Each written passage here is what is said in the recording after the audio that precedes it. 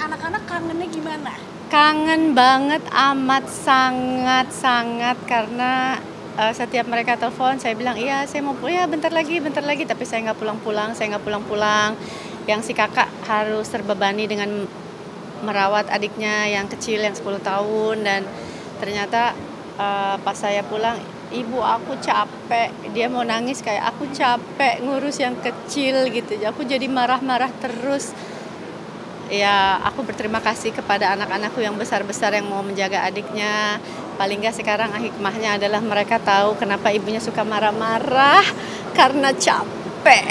Paling nggak mereka tahu sedikit selama sebulan, selama 35 hari ini bagaimana tanggung jawab yang luar biasa besar sebagai orang tua itu. Kemudian yang kecil, aduh, di hari-hari terakhir semenjak itu aku sudah nggak berani lagi nelpon yang kecil karena aku udah nggak tahu mau jawab kapan pulang, itu susah sekali. Dari semua orang yang tanya jawaban kapan pulang saya nggak pernah bisa jawab gitu. Jadi termaksud si kecil ketika nanya terakhir-akhir saya udah nggak bisa jawab, bentar ya ibu, mama, ibu berjuang dulu buat Palestina, buat Gaza. Tapi kan ibu udah punya tapi kan ibu juga punya anak. Wah, itu aku udah sedih, hancur hatiku, tapi nggak apa-apa. Kayak suatu saat ketika dia dewasa dia akan mengerti, insya Allah.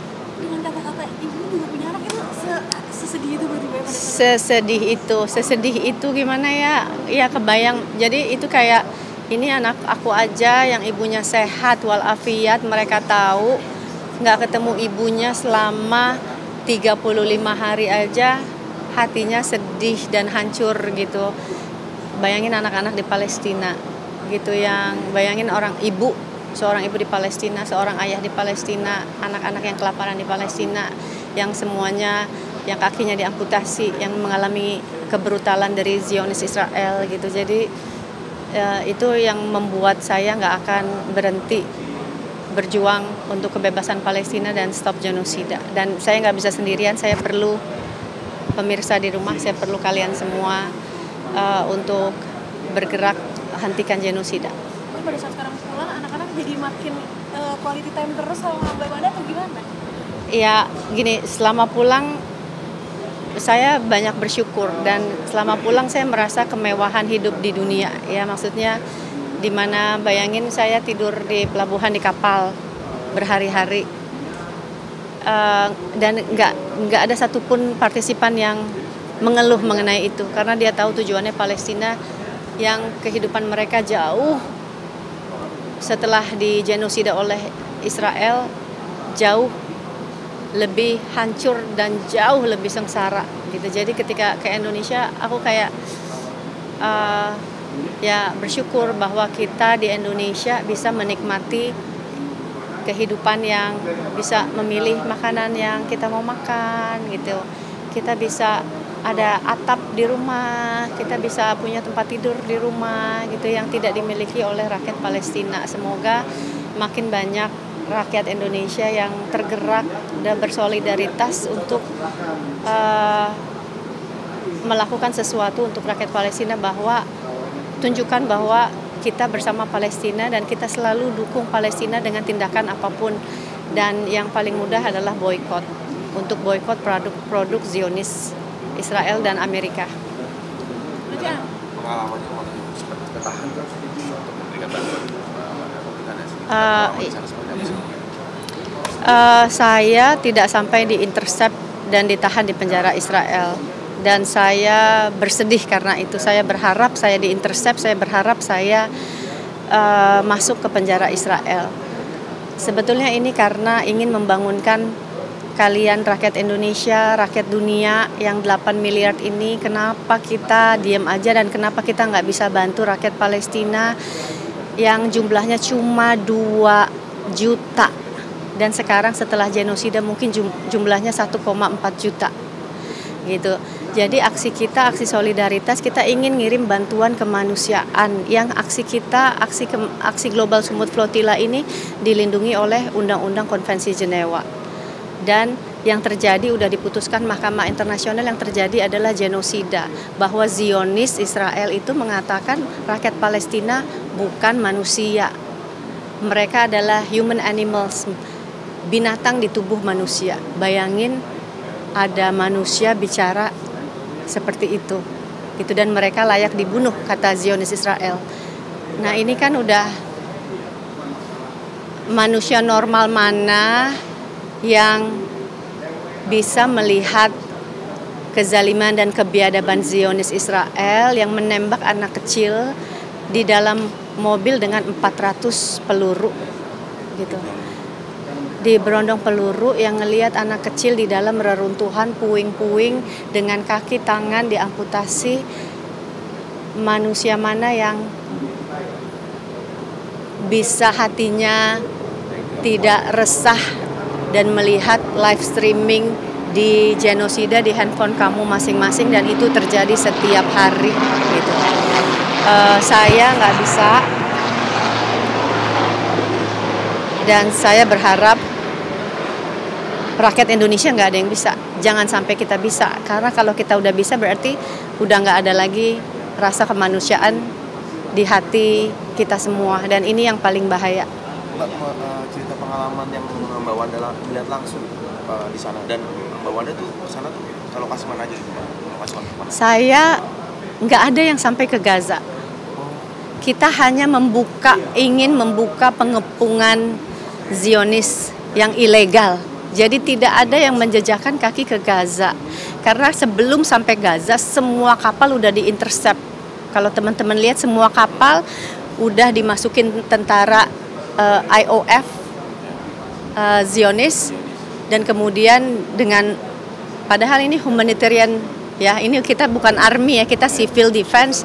Kita sipil, rakyat sipil yang membawa bantuan, yang membawa susu formula, yang membawa mesin oksigen, yang membawa pampers, yang membawa makanan, yang membawa air bersih untuk rakyat Palestina.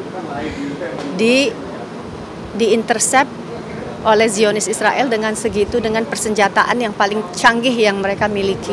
Gitu. Jadi, di satu titik ini harus berhenti, dan ini tidak berhenti kalau kita semua di Indonesia tidak melakukan apa-apa. So, kalau kamu nggak setuju genosida, saatnya untuk melakukan sesuatu hari ini juga, sekarang juga. Saat itu, mohon maaf Mbak Wanda, ditodong laras panjang juga pada saat itu? Saya nggak sempat ditodong laras panjang karena kapal saya berhenti di Sisilia.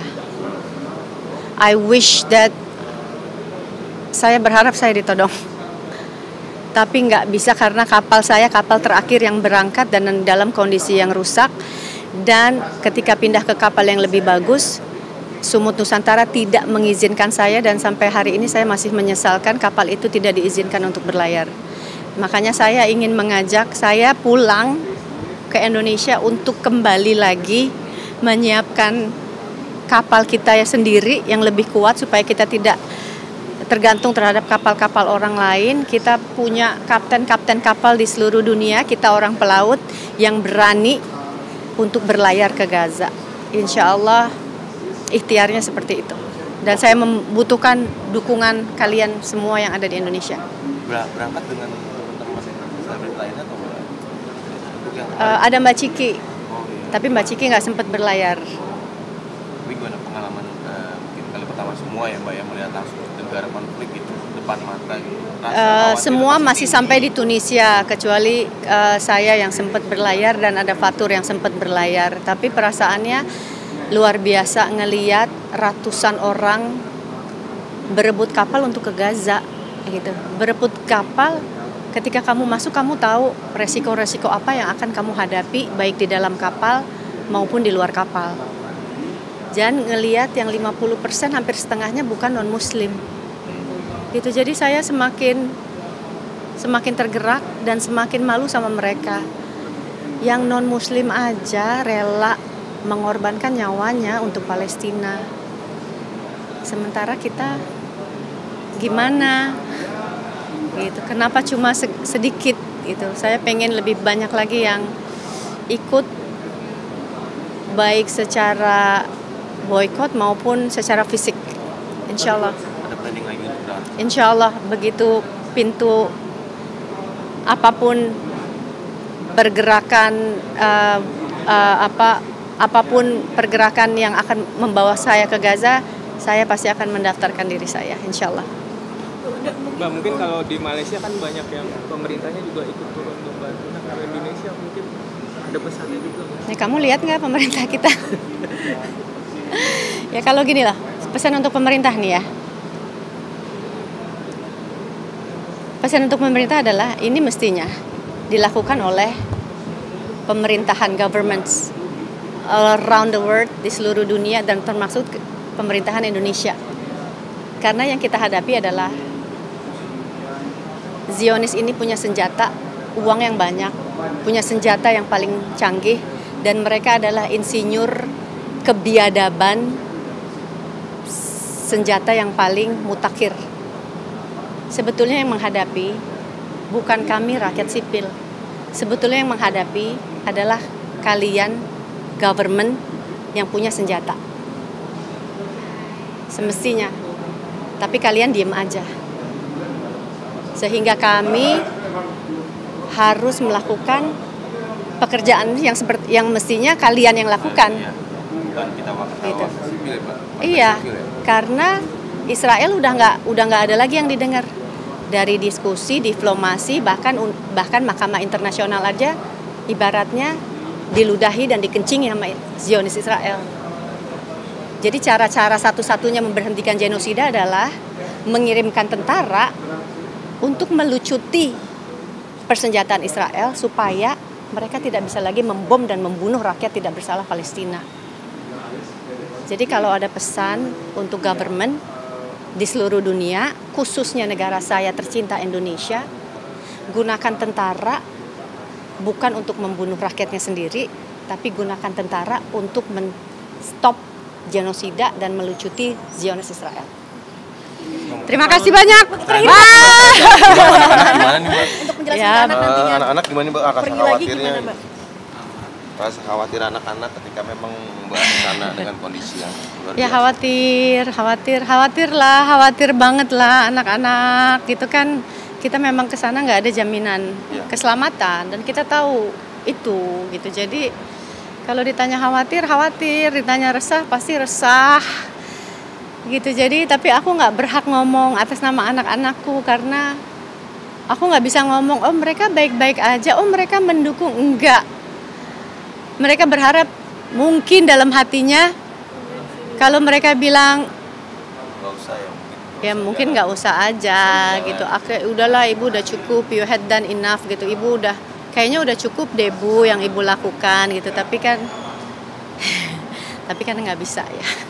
Gitu. Jadi kalau ditanya anak-anak tanya aja perasaan mereka gitu karena pasti semua anak berharap ibunya di rumah bersama mereka itu aja. Tapi kan nggak bisa karena justru posisi saya sebagai ibu, saya yang paling merasakan kebiadaban Israel, Zionis terhadap ibu gitu. Kebayangin nggak kamu nggak bisa ngasih makan anak kamu? Kamu lagi hamil, anaknya kelaparan, buat diri kamu aja kelaparan, anak yang dikandungannya kelaparan. Bayangin nggak kamu nggak bisa nyusuin anak kamu? Bayangin deh anak kamu mati ditembak umur 2 tahun, ditembak di depan kamu 5 kali. Bayangin nggak anak kamu diamputasi tangannya, kirinya, kanannya? Bayangin nggak itu? Bayangin nggak rasanya nggak bisa ngasih makan anak dan nggak bisa ngasih shelter atau tempat tinggal ke anak gitu. Jadi justru karena saya seorang ibu, saya melakukan ini karena saya nggak mungkin bisa rasanya nggak ngasih makan anak dan ngelihat anak kelaparan nggak cuma sehari 2 hari loh. Ini udah 750 hari. Mestinya kita semua gelisah, mestinya kita semua muak, mestinya kita semua resah dan mestinya kita melakukan sesuatu hari ini. Jadi mungkin pada saat pulang jadi quality time anak di kamar melukin mulu atau gimana mungkin Mbak? Ya lebih bersyukur karena lebih bersyukur dan lebih kayak pengen ini mestinya semua ibu di Gaza dan di Palestina mestinya bisa merasakan apa yang saya rasakan malam ini memeluk anak-anak mereka. Ya, Free Palestine. Amin. Mbak ingin menyuarakan nggak sih Mbak teman-teman selebriti lainnya? Itu tugas kalian aja deh. Boleh. Kenapa yang akunnya puluhan juta nggak tergerak untuk bicara dan mengecam genosida? Sedih. Mestinya platform itu digunakan nggak cuma cari uang aja, tapi untuk perjuangan dan untuk kemanusiaan. Insya Allah kita doain teman-teman kita. Kalau dapat kesempatan kembali sana, ingin menuju ke kota mana, Mbak? Palestina, Iya, Gaza lah. tetap Gaza yang paling hari ini paling parah dihancurkan. Mau ke Gaza, insya Allah ketika ada peluang ke Gaza, saya akan mendaftarkan diri lagi dan lagi dan lagi dan lagi sampai Palestina merdeka. Allahu Akbar. Ya.